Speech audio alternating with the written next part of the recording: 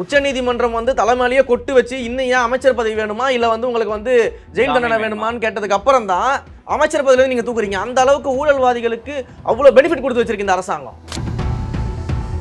திரும்ப திரும்ப குற்றம் சாட்டுறதுக்காக நீங்க ஆட்சிக்கு வந்திருக்கீங்க. அதுக்காக மக்கள் உங்களை திரும்ப உட்கார வச்சிருக்காங்க அதிமுகவுக்கு பதிலா. இந்த வேலையை செய்யறதுக்கு எதுக்கு நீங்க? தேவையே கிடையாது. அப்ப தொடர்ந்து இது போன்ற பாலியல் குற்றங்கள் நடக்குவதற்கான காரணம், முக்கிய காரணம் என்னன்னா, உடனடியாக குற்றவாளிகள் தண்டிக்கப்படுவதில்லை. உடனடியாக குற்றவாளிகளை அடையாளம் காண முடியல. அந்த வழக்கு நீண்டுகிட்டே போகுது. ஒரு 4 ஆண்டு காலம் 5 ஆண்டு காலம் எல்லாம் முடிஞ்சு இதெல்லாம் மக்கள் பேச மறந்ததற்கு பிறகாக ஆறுதலுக்காக ஒரு தீர்ப்பு வரும்போது அந்த பயம் இல்லாததுனால தான் இன்றைக்கு பெண்களுக்கு எதிரான பாலியல் வன்கொடுமைகள் தமிழகத்தில் மிக அதிகமாக, குறிப்பாக இந்த திமுக ஆட்சி காலத்தில் ரொம்பவே மோசமான ஒரு நிலையில் இருக்கு. மக்கள் பிரச்சனையில உண்மையான தீர்வை நோக்கி நகராம, அந்த மக்களுக்கு என்ன பயனளிக்கணுமோ, என்ன விதமான தீர்வை கொடுக்கணுமோ அதை கொடுக்காம மாறி மாறி அவங்க 2 பேரும் உண்மையை சொல்லி எக்ஸ்போஸ் ஆகிட்டு இருக்கு. ஆட்சி முடிஞ்சிருச்சு, அதிமுகவோட ஆட்சி முடிஞ்சிருச்சு, இன்றைக்கு அந்த வழக்கில் தீர்ப்பு வந்துருச்சு, அதை நீங்கள் வந்து குற்றம் சொல்லி நீங்கள் பேசிட்டு இருக்கீங்களே, உங்கள் ஆட்சியில் நடந்ததுக்கு நீங்கள் எப்போ தண்டனை கொடுப்பீங்க? வாழ முடியுமோ, அந்த கட்சியினுடைய அமைச்சர்கள் வாழ முடியுமோ, ஊழல் செய்ய முடியுமோ, ஊழலில் திளைக்க முடியுமோ, அத்தனையும் இந்த 4 ஆண்டு காலத்தை செஞ்சாச்சு. அதை செய்துவிட்டு 4 ஆண்டு நல்ல ஆட்சின்னு சொன்னால் உங்களுக்கு நல்ல ஆட்சியாக இருக்கலாம். மக்கள் வேதனையில் இருக்கிறாங்க, துன்பத்தில் இருக்காங்க, துயரத்தில் இருக்கிறாங்க. நடிகர் பின்னாடி போறீங்க அப்படின்னா, அதே நடிகர் தானே இன்னைக்கு உதயநிதி அவர்கள் வந்து துணை முதலமைச்சராக இருக்காரு. உதயநிதியை நீங்க வந்து துணை முதலமைச்சராக பார்ப்பீங்களா, நடிகராக பார்ப்பீங்களா?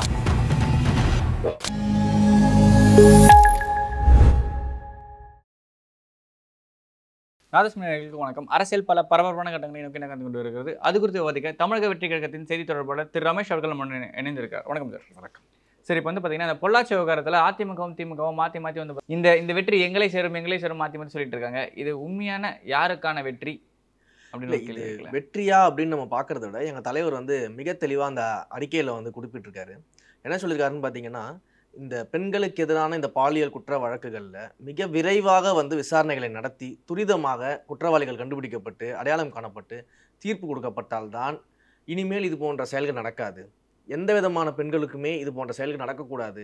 அதுதான் உண்மையான வெற்றி. முதல்ல இங்கே நம்ம வந்து ஒரு பிரச்சனை நடக்குது, ஒரு பாலியல் வழக்கு நடக்குது, ஒரு மிகப்பெரிய தேசமே திரும்பி பார்க்கக்கூடிய அளவில் ஒரு விஷயம் நடந்திருக்குது. அந்த வழக்கில் கிட்டத்தட்ட 3 ஆண்டு 4 ஆண்டு காலம் கழித்து இப்பொழுது தான் ஆறுதலுக்காக ஒரு தீர்ப்பு வந்திருக்கிறது. அப்படின்னா இதை நம்ம எப்படி பார்க்க வேண்டியது இருக்குது, அணுக வேண்டியது இருக்குன்னு ஒன்று இருக்குது. இதில் வந்து யார் வெற்றி அப்படின்னு வந்து நீங்கள் போட்டி போகிறதுல எதுவுமே கிடையாது. இன்றைக்கு அதிமுக ஆட்சியில் இப்போ ஏற்பட்ட ஒரு சம்பவம் நடந்திருக்கு. அதுவே திமுக ஆட்சியில் இன்றைக்கு அண்ணா பல்கலைக்கழக விவகாரத்தில் இன்றைக்கு வரைக்கும் தீர்ப்பு வரல, தண்டிக்கப்படலை. அண்ணா நகரில் வந்து ஒரு சிறுமி பாலியல் வன்கொடுமை வழக்கு இன்ன வரைக்கும் முடிக்கப்படலை. அப்போ தொடர்ந்து இது போன்ற பாலியல் குற்றங்கள் நடக்குவதற்கான காரணம், முக்கிய காரணம் என்னன்னா, உடனடியாக குற்றவாளிகள் தண்டிக்கப்படுவதில்லை. உடனடியாக குற்றவாளிகளை அடையாளம் காண முடியல.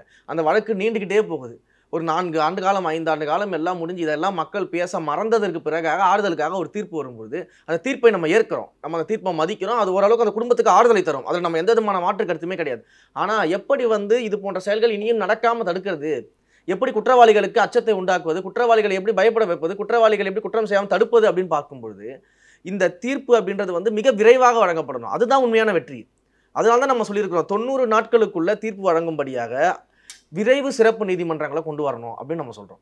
உடனே இந்த திமுகவில் இருக்கவங்களாம் என்ன பேசிகிட்டு இருக்கிறான், ஏற்கனவே சிறப்பு நீதிமன்றம் தான் தீர்ப்பை கொடுத்துருக்கு, அது கூட உங்களுக்கு தெரியாதான்னு கேட்குறான். எத்தனை வருஷங்களுக்கு தீர்ப்பு கொடுத்துருக்குது?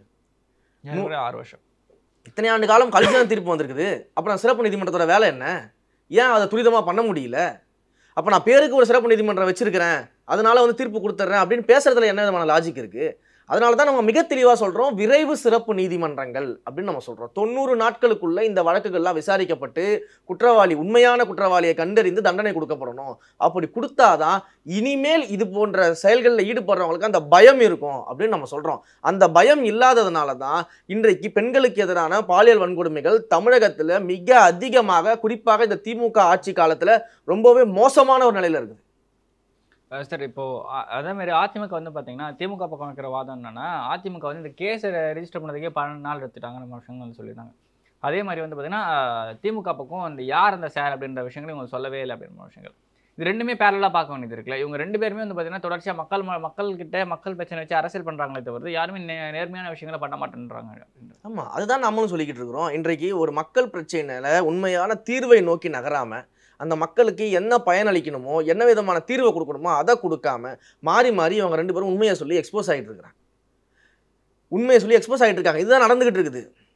நீங்கள் இந்த காமெடி சீன் ஒன்று வரும் பார்த்துருக்கீங்களா? இந்த பொண்ணு பார்க்கக்கூடிய சீனில் இந்த கவுண்டமணியும் செந்திலும் மாறி மாறி உண்மையை சொல்லிப்பாங்க பாருங்க. மேகலன்னு ஒரு காமெடி சீன் வரும். அந்த மாதிரி 2 பேரும் மாறி மாறி உண்மையை சொல்லிக்கிட்டு இருக்கிறாங்க. மக்கள் இதெல்லாம் பார்த்துக்கிட்டு இருக்கிறாங்க. இன்றைக்கு அதனால தான் நாங்கள் தைரியமாக சொல்லிக்கிட்டு இருக்கோம், மக்கள் உங்களெல்லாம் தூக்கி எறிய தயாராகிட்டாங்க அப்படின்னு சொல்லிட்டு. நீங்கள் இன்றைக்கு வந்து திரும்ப திரும்ப திரும்ப ஒருத்தரை குற்றம் சாட்டிக்கிறீங்க தவிர்த்து, சரி இன்றைக்கு திமுக ஆட்சியில் இருக்குல்ல, அண்ணா பல்கலைக்கழக மாணவ விவகாரத்தில் ஏன் நடவடிக்கை எடுக்கல, ஏன் தண்டனை கொடுக்கல? உங்களுடைய அனுதாபின்றதுனால நீங்கள் விட்டு வச்சு வேடிக்கை பார்த்துட்டு இருக்கீங்களா? சம்மந்தப்பட்ட குற்றவாளி வந்து உங்களுடைய அனுதாபி. திமுகவுடைய எல்லா அமைச்சர்களோடையும் ஃபோட்டோ எடுத்திருக்கிறாரு, திமுகவுடைய எல்லா அமைச்சர்களோடையும் தொடர்பில் இருந்திருக்கிறாரு அப்படின்றதால இழுத்தடிக்கப்படுதா? அப்போ யார் அந்த சார் உண்மையை கண்டுபிடிக்க வேண்டியதானே? ஏன் நீங்கள் அதை செய்யலை? ஆட்சி முடிஞ்சிருச்சு, அதிமுகவோட ஆட்சி முடிஞ்சிருச்சு, இன்றைக்கு அந்த வழக்கில் தீர்ப்பு வந்துருச்சு, அதை நீங்கள் வந்து குற்றம் சொல்லி நீங்கள் பேசிட்டு இருக்கீங்களே, உங்கள் ஆட்சியில் நடந்ததுக்கு நீங்கள் எப்போ தண்டனை கொடுப்பீங்க? எப்போ நீங்கள் அந்த பெண்ணுக்கு நீதி வாங்கி கொடுப்பீங்க? எத்தனை சிறு பிள்ளைகளையெல்லாம் பாலியல் துன்புறுத்தலில் ஈடுபட்டிருக்கிறாங்க. அவங்களுக்குலாம் நீங்கள் எப்போ தீர்ப்பு வாங்கி தர போறீங்க? எப்போ தண்டிக்கப்பட போறீங்க? திரும்ப திரும்ப குற்றம் சாட்டுறதுக்காக நீங்கள் ஆட்சிக்கு வந்திருக்கீங்க. அதுக்காக மக்கள் உங்களை திரும்ப உட்கார வச்சிருக்காங்க அதிமுகவுக்கு பதிலாக. இந்த வேலையை செய்யறதுக்கு எதுக்கு நீங்க? தேவையே கிடையாது.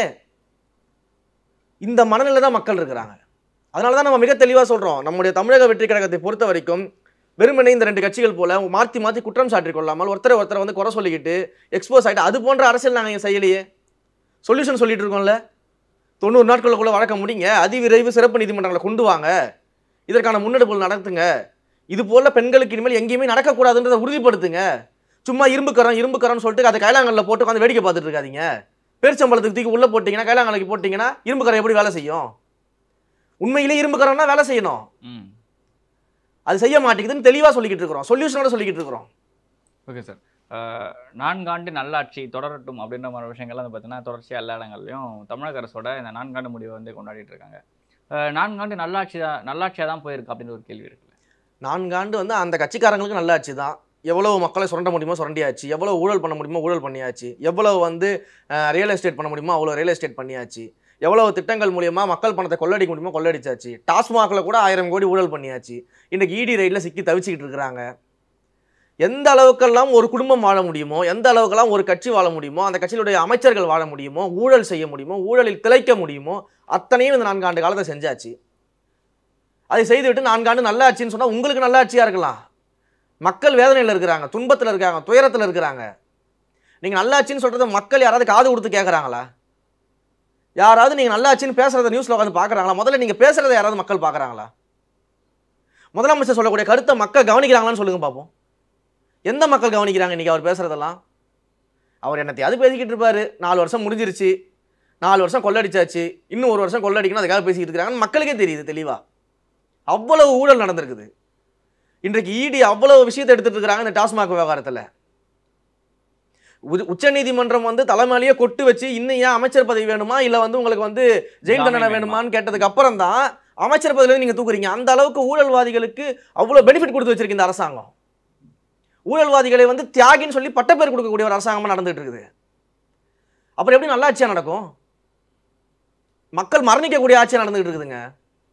ஓகே சார், ஆனால் இப்படி இருக்க ஒரு டைமில் வந்து பார்த்தீங்கன்னா பாமக முக்கியமான ஒரு கட்சி மக்களுக்கான போராட்டமாக பொதுக்கூட்டமாக எடுக்காமல் ஒரு சாதி ரீதியான ஒரு மாநாட்டை வந்து ஒருங்கிணைக்குது. அதுலேயுமே வந்து விஜய் அவர்களை பற்றின விஷயங்கள்லாம் வந்து பார்த்தீங்கன்னா அன்புமணி மறைமுகமாக பேசுகிறாரு. அதை எப்படி எடுத்துக்கு? அதாவது பாமகவை பொறுத்த வரைக்கும் அன்புமணி அவர்கள் சொன்ன கருத்துக்கு நான் என்ன பதில் சொல்ல விரும்புனேன்னா, முதல்ல உங்கள் கட்சியில் இருக்க பிரச்சனைலாம் நீங்கள் முடிங்க. உங்கள் கட்சிக்குள்ளே இருக்கிற பிரச்சனைகளை, உங்கள் தலைமையில் இருக்கக்கூடிய பிரச்சனையை அதெல்லாம் முடிச்சுட்டு முதல்ல மக்களுக்காக நீங்கள் வாங்க, மக்கள் பிரச்சனைக்காக நீங்கள் வாங்க, ஒன்று சேர்ந்து மக்களுக்காக முதல்ல களத்தில் நில்லுங்க. திரும்ப திரும்ப நம்ம ஒரு கட்சி பிரச்சனையாகவோ இல்லை ஒரு சார்பாகவோ இந்த தமிழ்நாட்டில் இனிமேல் அணுக முடியாது.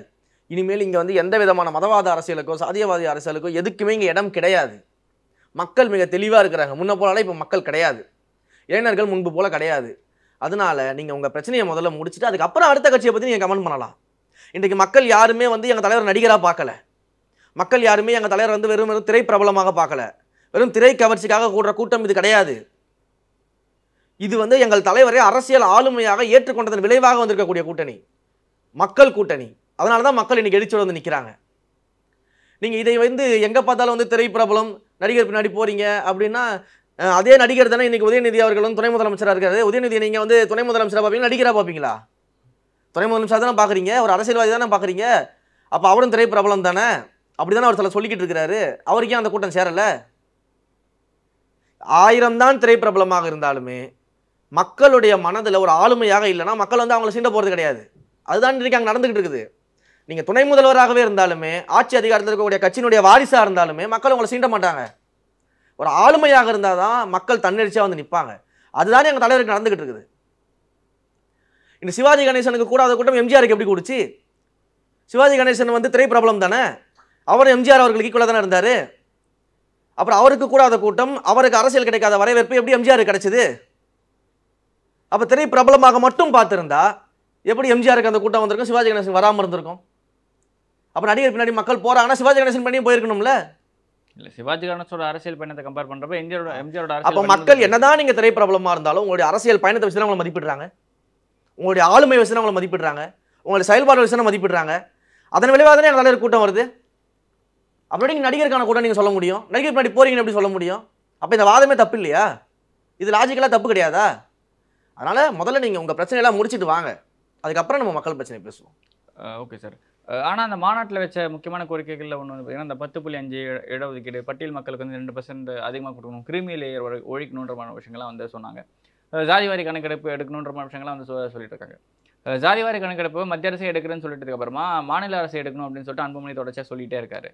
அதே மாதிரி அவர் வந்து பேசுகிறப்ப வந்து பார்த்தீங்கன்னா, தொடர்ச்சியாக வந்து திமுக அரசின் மீது குற்றம் சாட்டி பேசுகிறாரு.